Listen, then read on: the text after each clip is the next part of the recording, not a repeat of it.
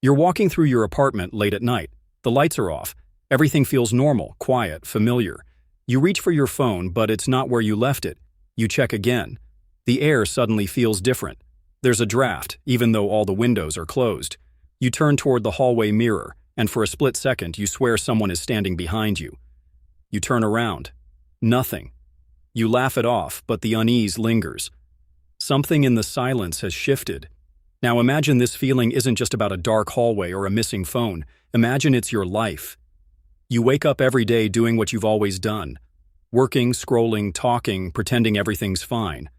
But under the surface, something watches. Something waits. Something you've buried is slowly inching toward the surface. And it knows everything about you. It knows the words you wanted to say but swallowed. It knows the anger you dismissed as not worth it. It knows the dreams you sacrificed for the sake of being realistic. It knows the version of you that you were too afraid to become. And here's the terrifying part. It doesn't want to stay buried. Carl Jung called it the shadow self, the unconscious part of you that holds everything you've repressed. Your fears, rage, desires, guilt, and even your brilliance. Not just your darkness, but your power. Most people think ignoring their inner chaos makes them civilized, but Jung warned otherwise. Until you make the unconscious conscious, it will direct your life, and you will call it fate. So what happens when you keep ignoring it? What happens when your shadow, denied and exiled, grows teeth? It shows up in strange ways. You sabotage relationships without knowing why. You procrastinate on your deepest goals and call yourself lazy. You lash out at the people closest to you. You numb yourself with work, sex, social media, or endless distractions. You call it stress. You call it life. But underneath it all, a part of you is screaming for recognition. We like to think we're in control of our lives, that we are rational, composed, emotionally stable. But the truth is, the parts of ourselves we refuse to face never disappear. They fester, mutate, and eventually find their way to the surface, often in destructive, uncontrollable ways. Have you ever said something and immediately wondered, where the hell did that come from? Have you ever watched yourself ruin something good and felt like a stranger was at the wheel? Have you ever looked in the mirror and thought, this isn't me anymore, but couldn't explain who me even is? Maybe that stranger isn't someone else. Maybe it's you, the part of you you left behind. We live in a world that tells us to be positive, productive, presentable. But what if the key to true freedom, peace, and power lies not in running from the darkness, but in turning toward it? What if your anxiety, your anger, your guilt, your sadness weren't flaws to fix but messages from your shadow?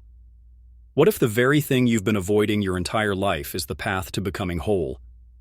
What if your shadow is not your enemy, but the forgotten guardian of your deepest truth? You've been taught to be afraid of your chaos. But what if the real danger isn't the shadow itself, but your refusal to face it? This isn't about being broken. This is about being incomplete. And the longer you avoid what's hidden, the louder it screams. The question isn't if your shadow will rise. The question is, will you be ready when it does? Because if you don't face it willingly, it will strike when you least expect it. And when it does, it won't ask permission, because it never needed it. The shadow doesn't wait for an invitation. It crashes through the polite masks we wear. It doesn't care about how curated your Instagram feed looks, how successful your career appears, or how many affirmations you whisper to your reflection each morning. The shadow comes for the parts of you that were never allowed to exist, and it comes with vengeance, not malice, but necessity. Carl Jung didn't invent the concept of the shadow. He uncovered it in the architecture of the human psyche. According to him, the psyche is not a linear or logical landscape. It's a fragmented world of contradictions. Light and dark, order and chaos, the known and the unknown. And the shadow is the unknown self, formed from everything we disown. But why would we reject parts of ourselves in the first place? Because society taught us to. From childhood, we're handed a script. Be nice, don't be too loud, don't get angry, don't cry too much, fit in, be good, be strong. The parts of us that don't align with this socially accepted self, the anger, the fear, the rebelliousness, even the untamed joy, are labeled as bad, weird, or dangerous. So we bury them, and we think we've outgrown them. But they haven't disappeared. They've only retreated underground, into the shadow. Jung wasn't alone in this exploration. Friedrich Nietzsche warned that repressing instinctual forces creates psychological sickness. Whoever fights monsters should see to it that in the process, he does not become a monster. And Arthur Schopenhauer believed the will, the raw, primal force within us, is not something to eliminate but understand. The hidden problem is this: we've mistaken suppression for healing. Modern self-help culture reinforces this illusion. We're told to think positive, let go of negativity, stay high vibration. But beneath the surface of this pastel-colored advice, a deeper war rages, because you cannot kill the parts of yourself that are essential to your wholeness. You can only exile them. And exiled parts don't die.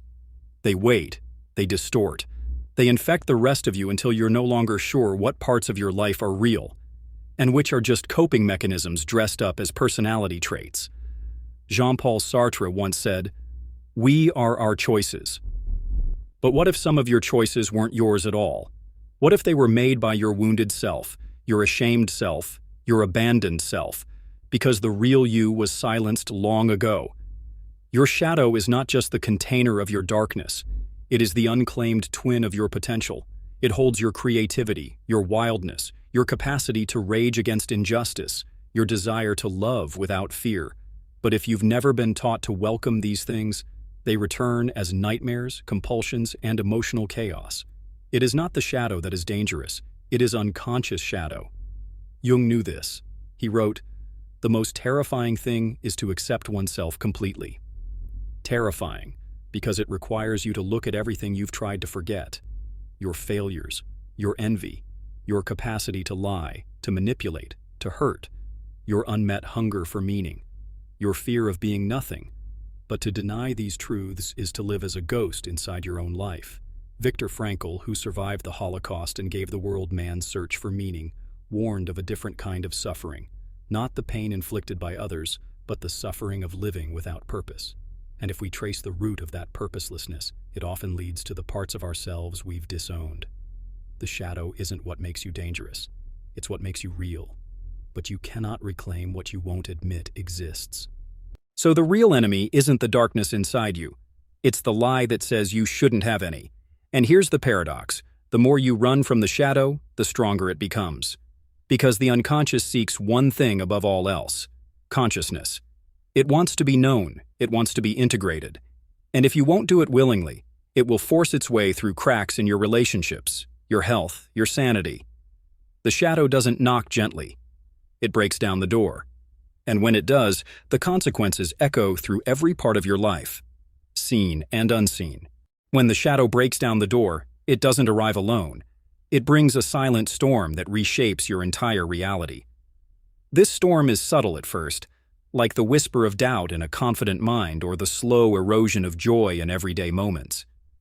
You might notice it as an unexpected outburst of anger towards someone you love, a crushing wave of guilt for no clear reason, or an invisible weight that presses on your chest each morning. These are not random glitches. They are the shadow's fingerprints on your life. Why does this happen? Because the shadow is more than just a psychological concept. It is a living force, woven into the fabric of your brain and culture. Neuroscience now reveals how deeply our unconscious influences us. Cognitive biases, the mental shortcuts your brain takes to navigate the world, are often shaped by the unresolved shadows lurking in your psyche. For instance, confirmation bias leads you to see only what supports your existing beliefs, often the ones shadow-born fears implanted. Emotional reasoning causes you to believe that because you feel anxious or worthless, it must be true, even if logic says otherwise.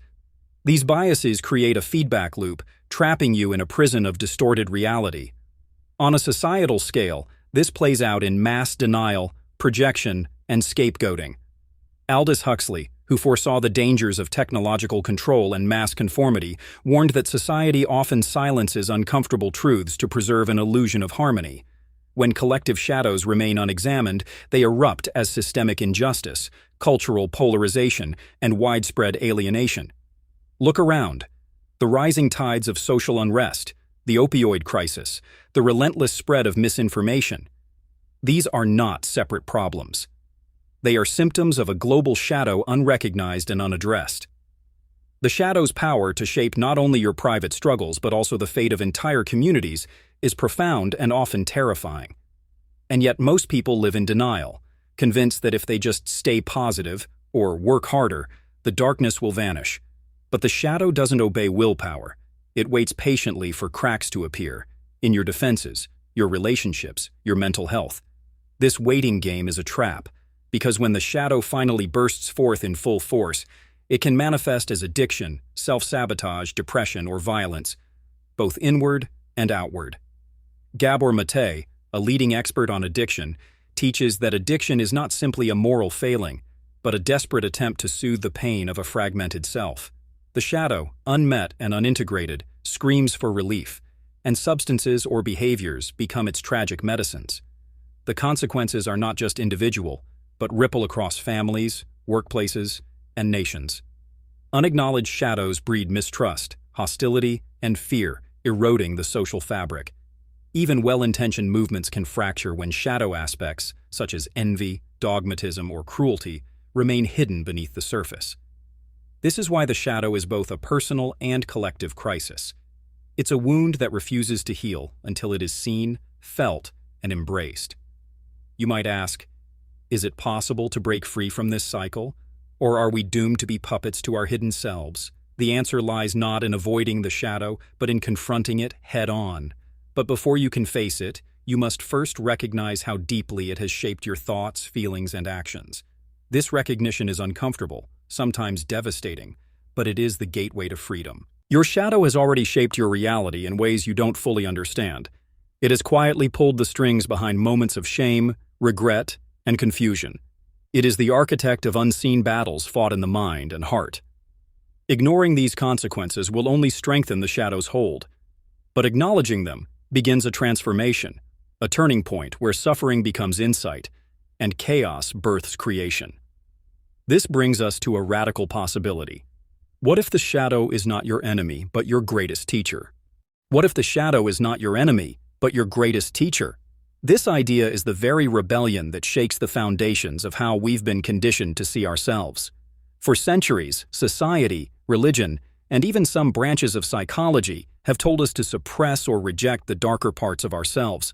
The shadow has been framed as a sinister foe, a toxic other lurking within, waiting to ruin everything. But Carl Jung's revolutionary insight challenges this fear. The shadow is a vital part of the whole self, a hidden reservoir of strength, creativity, and truth.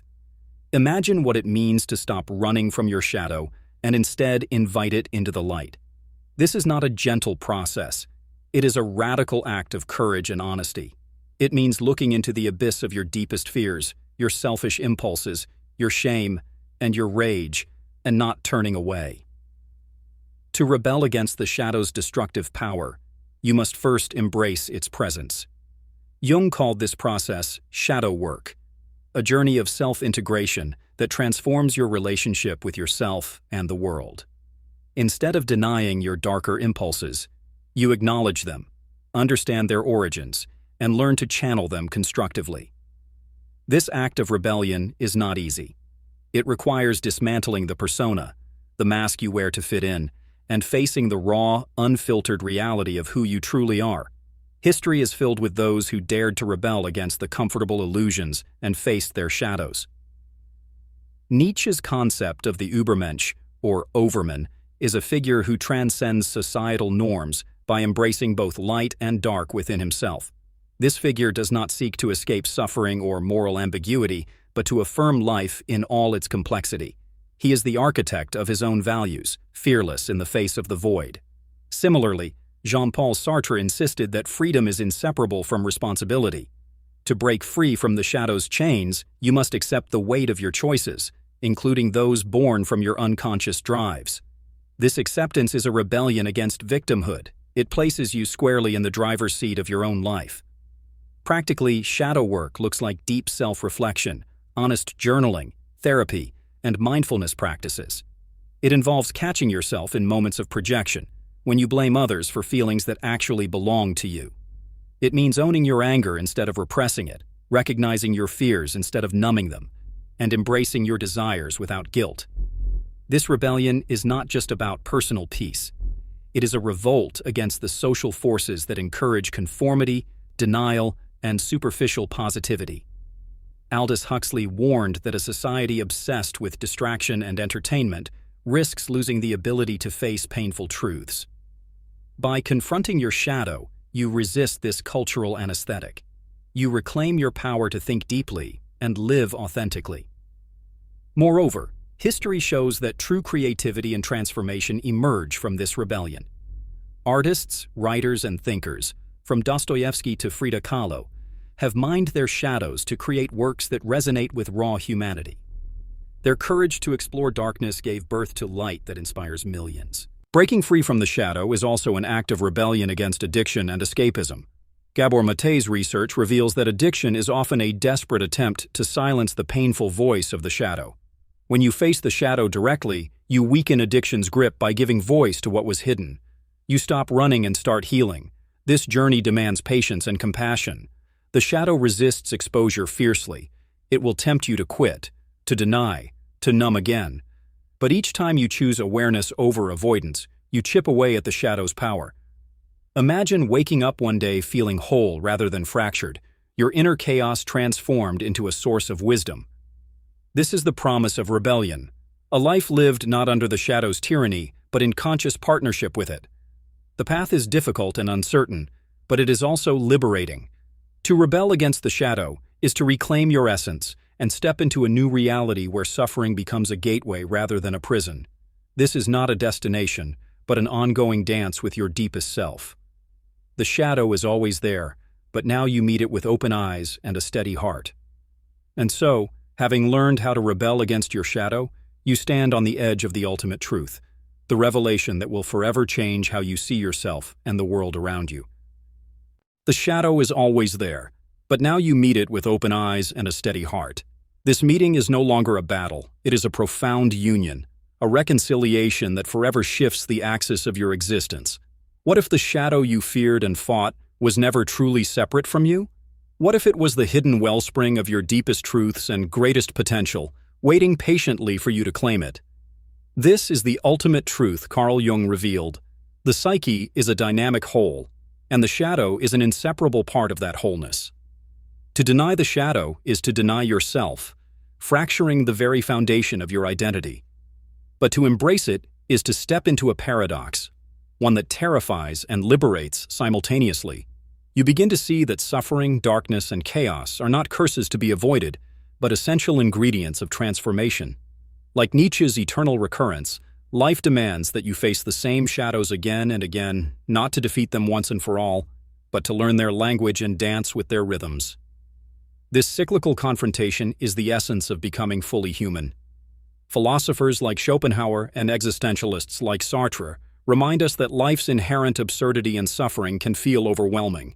Yet within that very abyss lies the seed of freedom. Freedom not as escape, but as acceptance. Acceptance that opens the door to authentic living. The shadow is the gatekeeper of this freedom, guarding the threshold to your most genuine self. But the most radical part of this truth is that the shadow does not disappear once integrated.